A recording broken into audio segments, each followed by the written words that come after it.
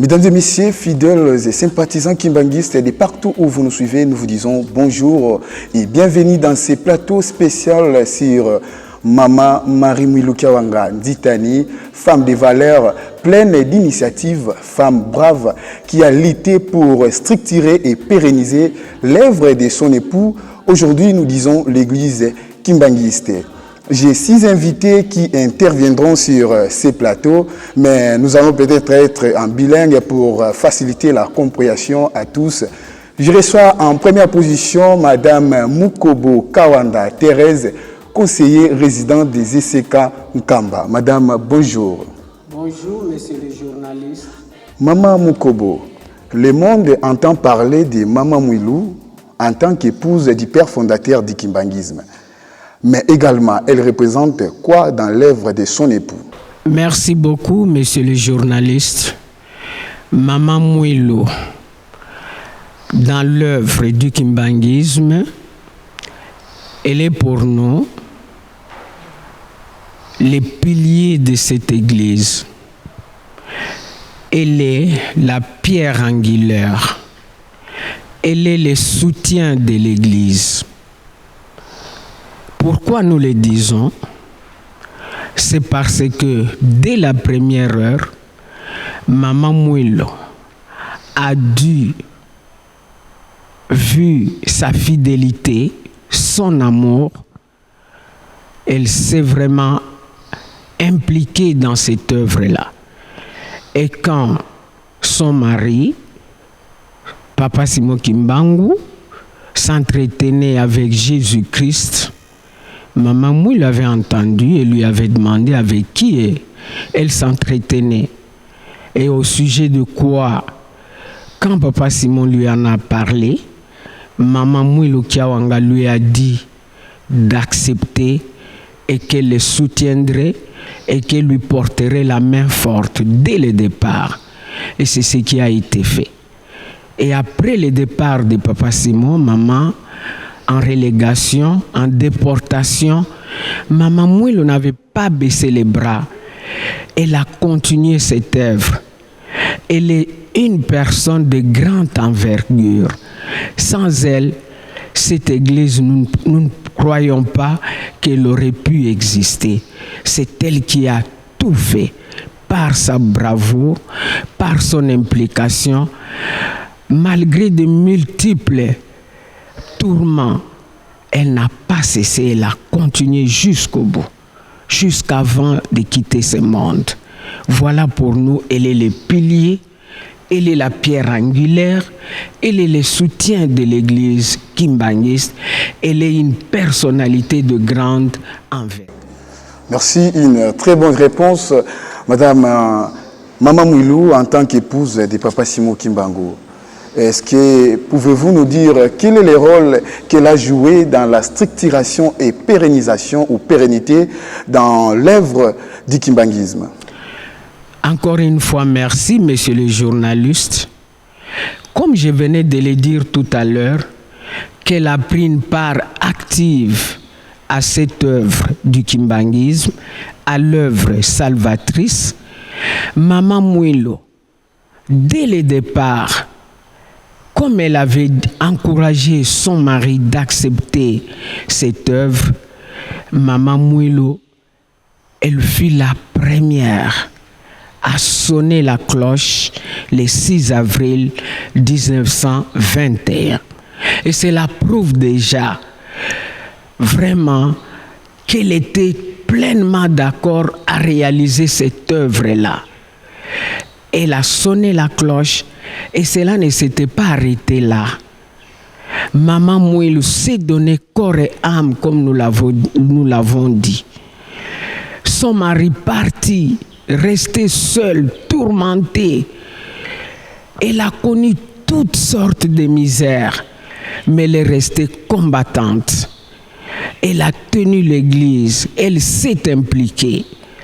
Et en ce qui regarde la structuration, Maman Mwilou, comme elle s'était entendue avec son mari avant qu'il ne s'en aille, ayant gardé l'église jusqu'en 1959, Et sachant qu'elle allait bientôt partir, elle avait remis le pouvoir et les bâtons prophétiques pour la continuité de cette œuvre aux mains de son fils cadet, Papa Dianguenda Kuntima Joseph, afin qu'il continue l'œuvre salvatrice commencée par son père, le fondateur de l'église Kimbangiste.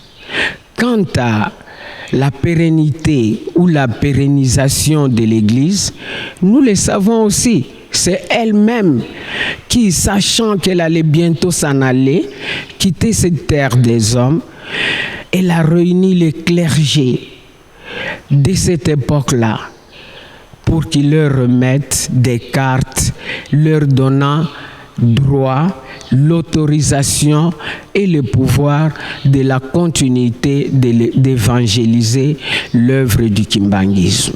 Est-ce qu'avant sa mort, l'église kimbangiste était reconnue officiellement et la RDC, la République démocratique du Congo, était indépendante? Non, ça je pense que nul ne l'ignore. La preuve en est que la reconnaissance de l'église kimbangiste a eu lieu le 24 décembre 1959.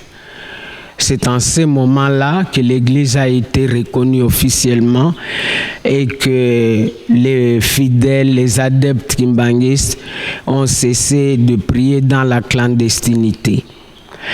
Et en ce qui regarde l'indépendance de notre pays, ça aussi nous le savons. C'était le 30 juin 1960 que notre pays, la RDC, a dû accéder à l'indépendance, alors que Maman Mouilo nous avait quittés le 27 avril 1959. Donc c'est bien après sa mort que l'Église a été reconnue officiellement et que notre pays a accédé à l'indépendance. Et alors, pourquoi seulement après sa mort, l'Église est reconnue officiellement et la République démocratique du Congo connaît son indépendance? Merci beaucoup pour cette question, elle est très importante aussi. Les combats de Papa Simon Kimbangu, le travail assidu de Maman Mouilo Kiawanga, le travail commencé par Papa Dianguenda Kuntima Joseph, cela nous amène à dire que c'est un problème purement spirituel. Pourquoi je l'ai dit? Du vivant de Papa Simon Kimbangu, on l'avait traité de tout. Mais en réalité, il a mené sans relâche les combats spirituels pour la libération de l'homme noir et de l'Afrique. Et cela ne devrait être reconnu et su, les bonnes œuvres qu'il avait faites, qu'après sa mort. Et d'ailleurs, même dans la vie courante, les grands auteurs, c'est bien après leur mort qu'on reconnaît le travail qu'ils ont fait, qu'ils ont accompli. Et a fortiori, Papa Simon Kimbangu n'est pas un homme ordinaire comme nous. Et nous avons la certitude, nous les kimbanguistes, de savoir que Papa Simon Kimbangu est Dieu le Saint-Esprit. Et que s'il était venu, la mission qui lui avait été confiée, vu ce que l'homme noir a pu endurer, il a souffert, il a été amené à l'esclavagisme, il ne valait rien devant les autres races de la terre.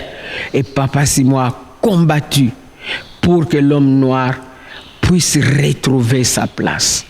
Et nous sommes sûrs qu'aujourd'hui, nous sommes très contents, nous, la race noire, nous, les Africains, en principe, nous devrions, nous tous en Afrique, célébrer avec brio l'œuvre salvatrice de Papa Simon Kimbangu et reconnaître que vraiment Maman Mwilo Kiawanga est la première femme émancipée de ce pays. Et c'est grâce à elle si aujourd'hui la femme congolaise, la femme africaine prend la parole publiquement. Il est dans la politique, il est dans l'administration, dans la médecine, partout. Enfin, elle est à la tête du commandement. Et aujourd'hui, nous, dans notre pays, cela s'est réalisé. La première ministre, c'est une femme. Et c'est grâce à Maman Mwilo Kiawanga. C'est un combat qu'il faut vraiment reconnaître. Et nous demandons qu'à ceux qui n'y portent pas attention, il est grand temps qu'ils puissent vraiment nous approcher Papa Simon Kimbangu Kiangani pour connaître les fondements et le bienfait de cette église. Voilà, messieurs les journalistes, c'est ce que j'ai à dire en concernant l'œuvre salvatrice de Papa Simon Kimbangu et l'implication de Maman Mwilo, sa bataille sans faille. Maman Mwilo, c'est une femme combattante. Elle n'a pas laissé un seul instant. Elle a continué jusqu'au bout. Et nous lui jetons 1000 fleurs aux 1000 parfums.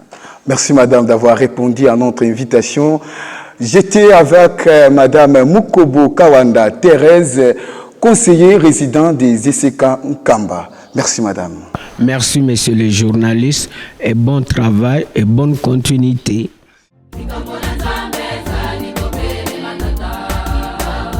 Je reçois la deuxième invitée. Il s'agit bien de Maman Kisita Bouensa Bernadette, révérende pasteur ici en Kamba. Révérende, bonjour. Bonjour, pas journaliste. Merci. Nous parlons toujours de la femme brave Maman Mwilo Kiawanga Nzitani.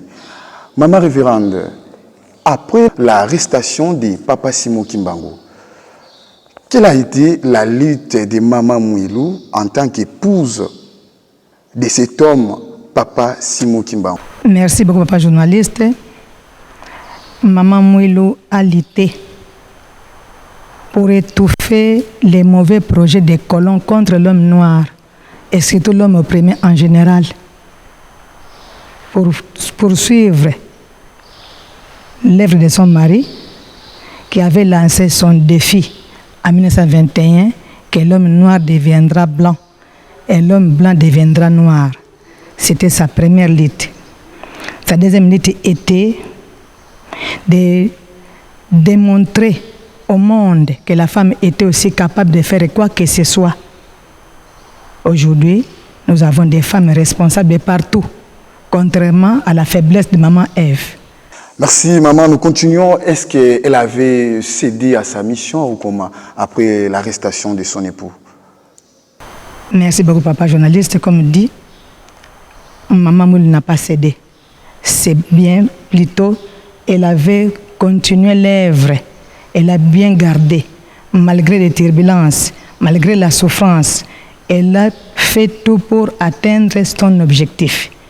En voici maintenant l'Église, puisqu'elle était la gardienne des pouvoirs, elle était la conservatrice de ce que son mari l'avait laissé. C'est pourquoi, au moment opportun, elle a réussi à remettre tous ces documents, tous les pouvoirs à ses enfants pour continuer les réservatifs de Papa Simon Kimbangu. Donc elle n'a pas failli, elle n'a pas cédé. Elle était ferme de son caractère. Merci. Qu'est-ce qu'on peut retenir de Maman Mwilo, peu avant sa mort, pour la poursuite de l'œuvre salvatrice de Papa Simon Kimbangu? Maman Mwilo est la racine principale de cette église, de cette œuvre. Parce que malgré l'arrestation de Papa Simon Kimbangu en 1921, comme croyaient les colons que les processus seraient rompus, mais le tronc d'arbre resté a jailli des branches qui ont fait que l'église soit là. Donc elle a continué le processus de cette œuvre laissée par son mari. Elle est la racine principale. Maman Mwilo est la première représentante légale de l'église kimbanguiste avant nos papas. Parce qu'elle avait le pouvoir de donner les premières cartes au premier clergé. Elle a formé l'église kimbangiste. Elle a unifié. Maman Mouilou a fait cette église. C'est qu'elle avait dit à son mari, Ndima n'a copié son maboko. Donc elle avait continué. Elle n'a pas failli. C'est une maman vraiment à qui on doit rendre hommage puisqu'elle a réussi à sa mission. Je te remercie infiniment d'avoir répondu à notre invitation. J'étais avec maman révérende Kisita Bouensa Bernadette.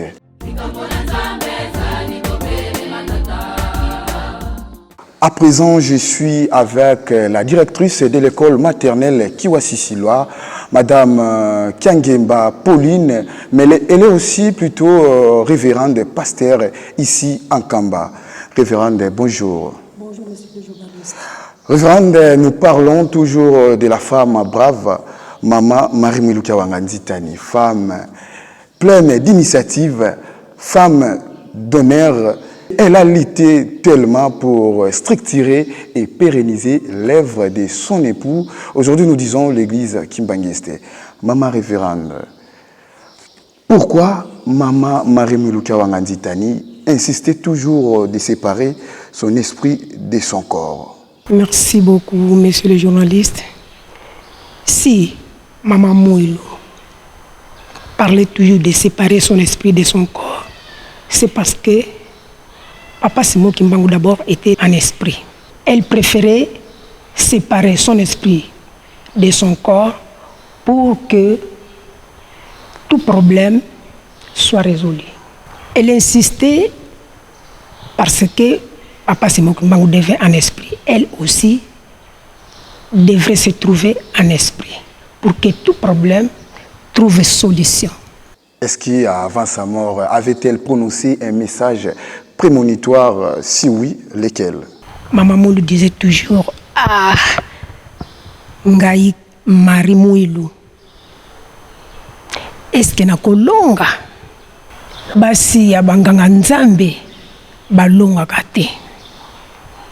Avec sa prière, avec ses lamentations tout le jour, Maman Mouilou avait réussi. Et maintenant, elle est à côté de son mari, Papa Simon Kimbangu. Merci. Et alors, du côté attitude, comment se comportait-elle? Maman Moulou se comportait à une femme digne. Et c'est une femme qui a fait tout. Si aujourd'hui nous voyons des présidentes, des ministres, des directeurs, des directrices, et que sais-je encore, c'est grâce à Maman Mouilou qui a lutté. Parce que dans les temps, les femmes ne se mettaient même pas debout pour prendre des paroles devant la masse. Mais aujourd'hui, la femme est capable de dire tout devant les hommes. C'est grâce à Maman Mouilou. Merci. Et alors, qu'est-ce que vous conseillerez à toutes les femmes en général et aux femmes kimbanguistes en particulier? Oui, merci. Je dirais ceci à toutes les femmes kimbanguistes et non kimbanguistes, donc les femmes en général, filles ou mamans, de se comporter comme Maman Moule se comportait. Maman Moule était une femme fidèle. Maman Moule était une femme courtoise, polie, généreuse, travailleuse. Maman Moule ne laissait pas les enfants abandonnés. Maman Moule était toujours avec ses enfants. Elle conseillait les enfants à tout moment que ne faites pas ceci, ne faites pas cela. C'est tout comme nous, maman kimbanguistes aujourd'hui, suivons le bon exemple de Maman Mouilou. Maman Mouilou n'était pas une femme infidèle. Maman Moulou était une femme fidèle. Voilà un bon exemple à suivre pour Maman Moulou, notre maman. Elle est une femme internationale. Voilà ce que j'avais à dire, monsieur le journaliste. Merci infiniment.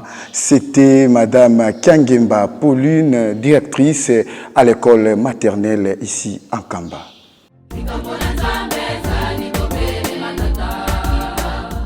Mesdames et messieurs, comme je l'avais souligné au début qu'on sera bilingue pour la meilleure compréhension, Sikabouenaza na Mama Bijouelo, moko yaba conseillère au kati ya cabinet ya Tata Mokonzi Aboule, pe Mokonzi Lingomba Papa Simon Kimbangu Kiangani. Mama Bijou, mbote na yo. Mbote papa journaliste. Merci Maman Bijou. Je vous remercie en première position parce que vous avez répondu à notre invitation. Tozo kolobela Maman Marie Mwilukia Wanga Nzitani, mwasi ya lokumu, mwasi ya Tata Simon Kimbangu. Maman Marie Mwilukia Wanga Nzitani, liloba nini oyo ye alobaka avant akufa? Merci papa journaliste pour na kopesa ngai maloba. Mama Mwilu nakotala musala munene oyo asalaki na kati na Lingomba na sima ya kokabwana na ye na molongani na ye papa Simon Kimbangu. Mama Mwilu alobaki maloba ebele na sima. Kasi maloba oyo biso toyebi yango na kati na Lingomba etanke biso ba mama. Liloba na ye ya motuya abandaki koloba mingi, abandaki kolela pona tina kotala mukumba munene oyo papa Simon Kimbangu atikeli ye na bana misato na ba oyo nyonso batikalaki kolanda ye. Ye abandaki kolinga mingi koyebisa biso ba mama na epoke wana ete tokoka kosimba musala na maboko. Tozala ba mama oyo bakosimba kalibota pe kosimba ka musala ba oyo bakosunga ka mibali na bango. Ndenge pe tokoki koloba ba oyo bakosutena ka mibali na bango na français. Mama Mwilu ye azalaki mama moko oyo azalaki moyambi munene. Abandaki kolakisa biso ndenge nini tokoki koyamba batu, ndenge nini tokoki kovanda na batu. Ata mutu azali mabe, ata mutu azali malamu yo yeba ndenge nini kovanda na ye po obongola mutu wana ya mabe azala malamu. Nde na tango nyonso mama Mwilu abandaki kolakisa biso pe kolobela biso tozala na ba mama ya boboto. Tozala ba mama ya koyamba. Koyamba na biso ezala ya kopona te, kasi ezala koyamba mutu nyonso po ete biso ba mama nde toyambaka batu. Kasi komona bongo alingi akufa, alingi atika mokili oyo ya masumu. Pamba te alingaki akende esika oyo ezali esika bosanto. Lamentation na ye ezalaki nini? Abandaki ko regretter beaucoup plus nini? Mama Mwilu na bomoi na ye mobimba na ndenge asungaki papa Simon Kimbangu. Na ba papa mvola oto bengi bango ba papa mvola ezali bana na bango misato babotaki kolela na ye atango nyonso azalaki koloba ngai Mwilu eske na kolonga pamba te toyebi ete basakoli mingi basi ya basakoli mingi bakotaka na likolo te ezalaki kolela na ye atango nyonso pe azalaki koyebisa biso alobi basakoli ya kala basi na bango bazalaki kokota na likolo te po bazalaki komona nde bonzoto bazalaki komona motu ya oyo mibali na bango bamemaki te lokola likabo ya molimo likabo ya Nzambe oyo amemelaka bango yango epai na ye ezalaka kopesa ye pasi pamba te na mokanda ya Nzambe komami basi ya basakoli ebele bakotaka na bokonzi na likolo te basukaka kaka ya kokufa bongo.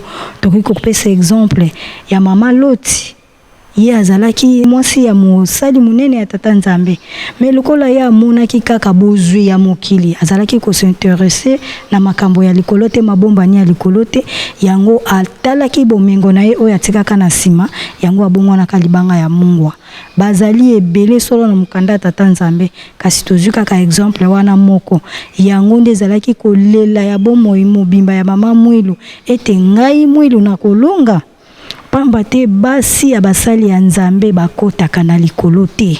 Et alors komona bongo ba effort nyonso oyo mama Mwilu amenaki pamba te alitaki pona ko stabiliser Lingomba oyo lelo to benga yango église kimbangiste ezolobama na 4 coins du monde.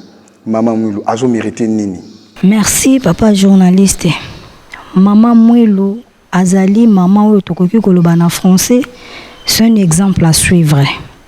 Azali mama moko oyo soki biso nyonso ba mama ya mokili tolandi matambe na ye tokanisi pasi oyo toza komona lelo na mokili ekozala lisusu te pamba te mama Mwilu na etamboli na ye ezali na ye lelo yango a mérité azwa lokumu oyo soki otali ba mama kimbangiste toza kokumisa ye po akoki na lokumu wana po azalaki mama moko ya malamu na kati ya ba mama nyonso.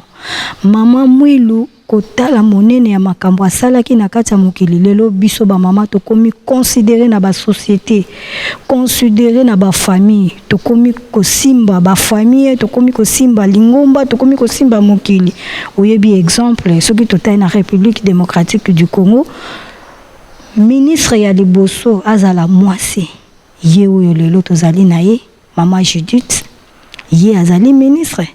Kozala ministre ya mwasi na kati ya bana mibali ezali eloko ya mukete. Kasi soki ezalaka Mama Mwilu Marie Kiawanga te kobeta tolo kondima pasi minyoko. Asa konyoko mana bana kolala nzala elamba te eloko te ndaku te. Mais andimaki a mérité souffrance wana pour lelo ngai mama nakoma pe mutu na simba pe micro ndenge naza ko simba yango lelo boye parce que na tango akala epesa melaka biso te. Moi ça zaka na liloba te liboso ya mobalo koloba nini oyo yebi po oloba. Mais grâce à Mama Mwilu biso ekomeli biso l'émancipation de la femme, de comme libre dans la société, ce qui est vraiment oui, bana passé bazo travail, surtout le plan technique. Basi bazo travailler, ozo mona isika mibali bazami bali, et msoko kuta basi mibali. Le msoko kuta mwasi moko. Mwasi wana azola late, azo travailler kaka ndenge mibali bazo sala. Na yango biso to pesa Mama Mwilu po a mérité yango. Ye pona biso. Tokobenga ye aza excellente professionnelle. Aza excellence professeur pourquoi parce que enseignement na ye lelo epesi biso ba maman voilère. Enseignement na ye la kisaki biso ndenge ni tokoki kovanda na ba foyer na biso, na ba parents na biso, na ba environnement na biso, bisika nyonso o biso tokozala étant que maman. Tomoni ke Mama Mwilu a mérité pesa lokumu na ye parce que aza gravé na mémoire na biso azali oyo biso tokoki koloba fruit moko inoubliable na kati ya mémoire na biso kolala na biso tobosa na kaete kolamuka pe na biso tobosa na kaete po azali mama oyo enseigne biso mingi na vie na biso papa journaliste. Merci Mama Bijou. Mesdames et messieurs, je vous rappelle que j'étais avec Mama Bijou Welo Moko ya ba conseillère au kati ya cabinet ya Tata Mokonzi wa Bulepe Mokonzi wa Lingomba Kimbangiste Papa Simon Kimbangu Kiangani.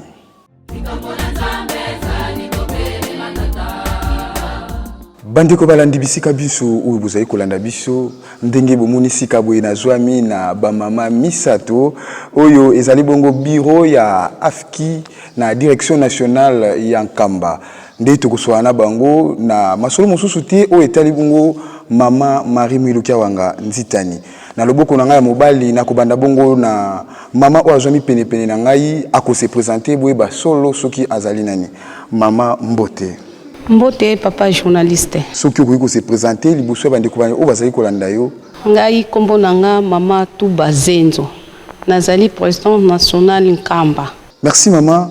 Tozo kolobela Mama Marie Mwilu Kiawanga Nzitani. Est-ce que okoki koyanulela biso vraiment na bozindo nyonso Mama Mwilu liloba nini oye atikela kabiso to liloba oye alobaka liboso eti akabula nzoto pe molimo na ye. Mama Marie Mwilu ye alobela kabiso boy. Alobi botika na zala pembeni ya tata na bino pona kende kozala molobeli na bino. Merci Mama Mwilu ye liboso akufa alobi na bana na ye pamba te komaki komonana et surtout papa d'Angenda azali kolinga te Mama Mwilu tango nyonso ko na bango ete bana botika ngai na kende kasi papa d'Angenda abandai koboya nde mama alobaka na bana na ye ete botika ngai na kende pembeni ya tata na bino pona zala molobeli na bino. Merci Mama Tuba nde na kokende bongo na mama mususu mopanzi kuna akose présenter boye basolo soki azali nani. Mbote mama okoki ko se présenter liboso bandeko balandi o bazali kolanda yo. Ngai nazali mama révérende Lofinda Louise, évangéliste nationale Nkamba, présidente pèlerin Nkamba. Merci Mama Marie Mwilu Kiawanga Nzitani. Pamba te papa Simon Kimbangu kolo so zo pesa musala. Kasi ye abandai koboya. Akimiti na mboka mokonzi Kinshasa toujours ezalaki na tina ya kokima mosala oyo kolo so abandai kopesa ye. Kasi conseil ya Mama Mwilu étant qu'épouse, étant que mwasi, conseil nini oye apesaka na papa Simon Kimbangu. Po ete koma ape komona na butu, papa Simon Kimbangu akoma koloba loba ye moko. Ezaki na tina mosusu te babandai kosuana kolo yesu. Nini pe kaka na butu wana ya le 5 avril 1921. Merci papa journaliste.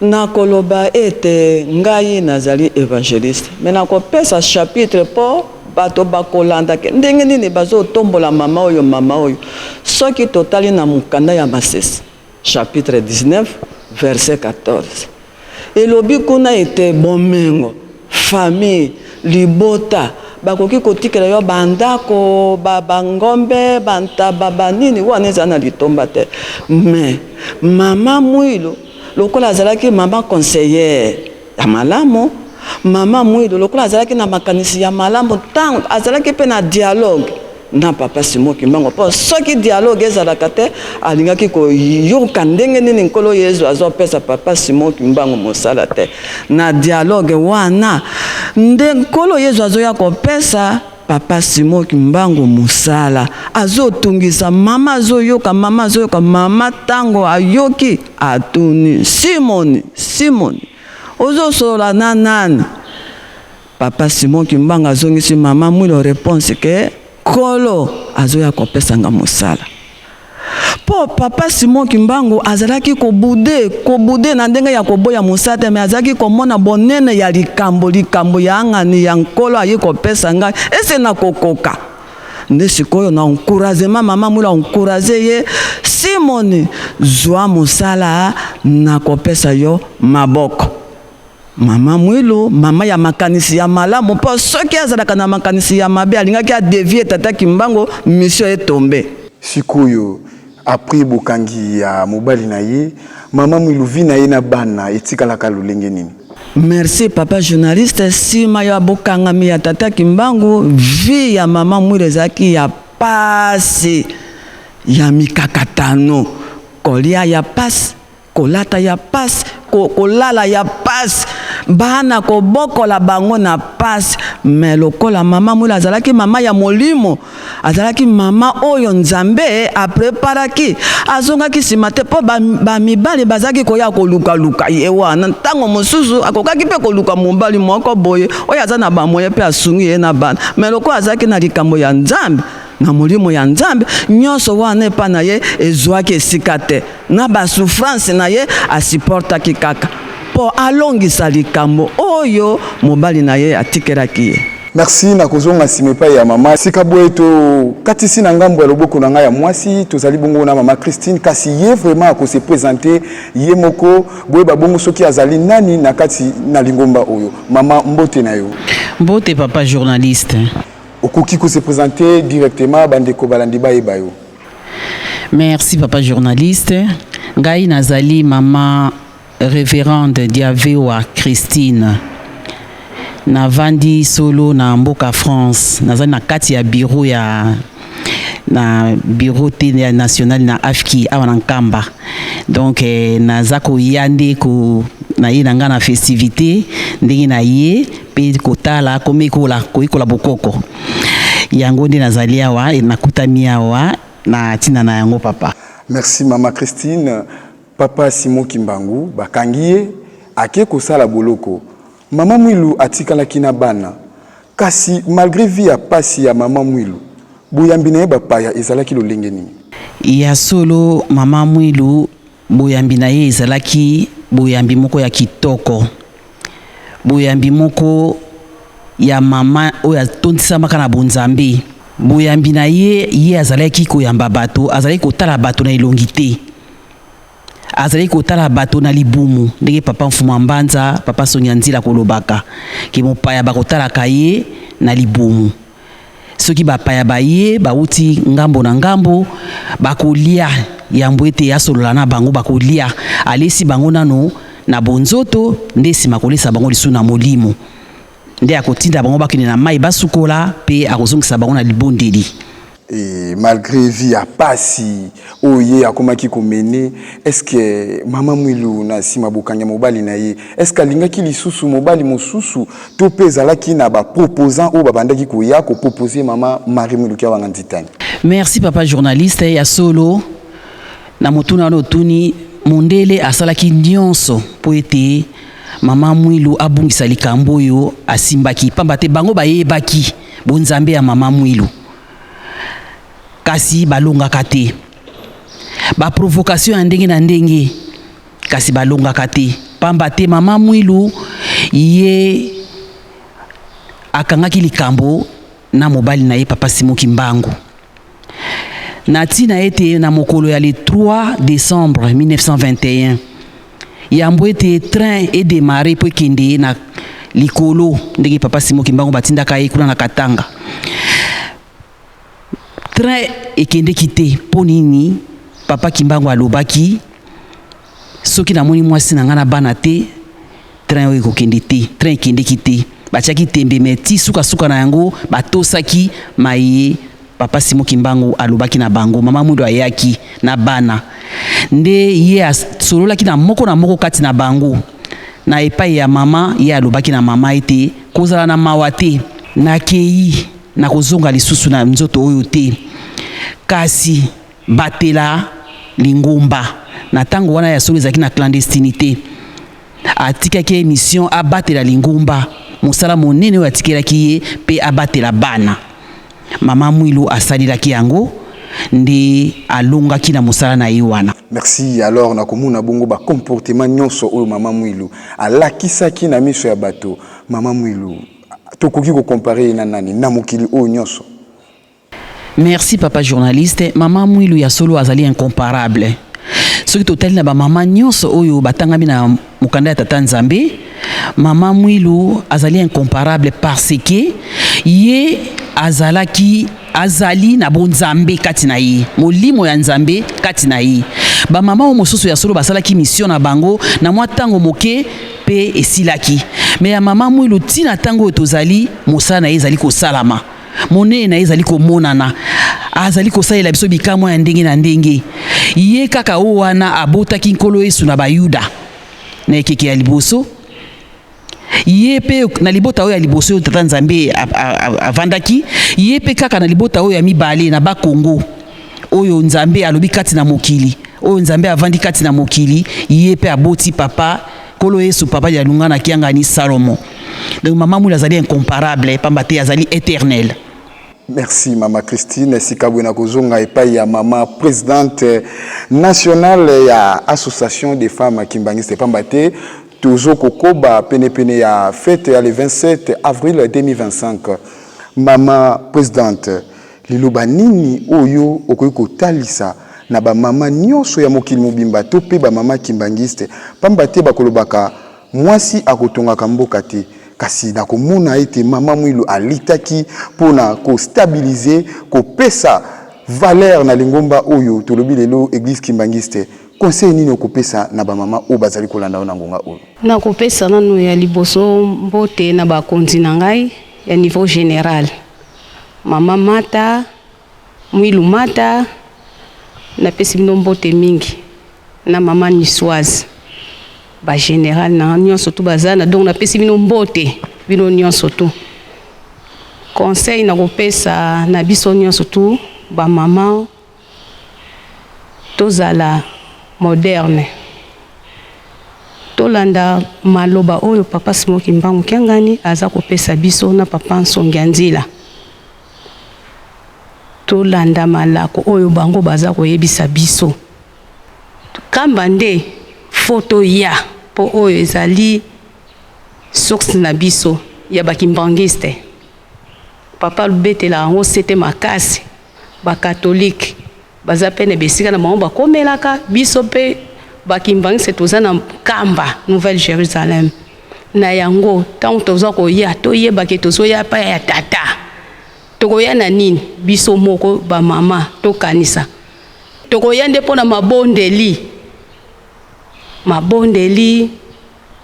babeko biso nyonso tutokota po eza bitumba po muyini asepelaka te na tango ya feti yango po ba jaloux bazebele o bayokelaka mama Mwilu donc bamona ke donc yo penza donc mama Mwilu lokola tombola biso na makambo nyonso donc tant tozoya to bonga mapenza ba poche mateya ya kitoko maloba ya kitoko kofinga te kotonga te maloba ya kitoko yoki muninga ndo na likambu benda ye solola na ye na ndenge nyonso to ya kimia po oyo ezali mboka ya kimia mboka ya mapamboli. Merci. Afki oye. Oye. Afki oye. Oye. Afki oye. Oye. Soutien de l'église. Merci mesdames et messieurs pour votre attention soutenue et nous remercions infiniment l'équipe technique. Les rendez-vous est donc pris pour le 27 avril 2025, date marquant la disparition physique de maman Marie-Mwilou Kiawanga Ditani. Au revoir.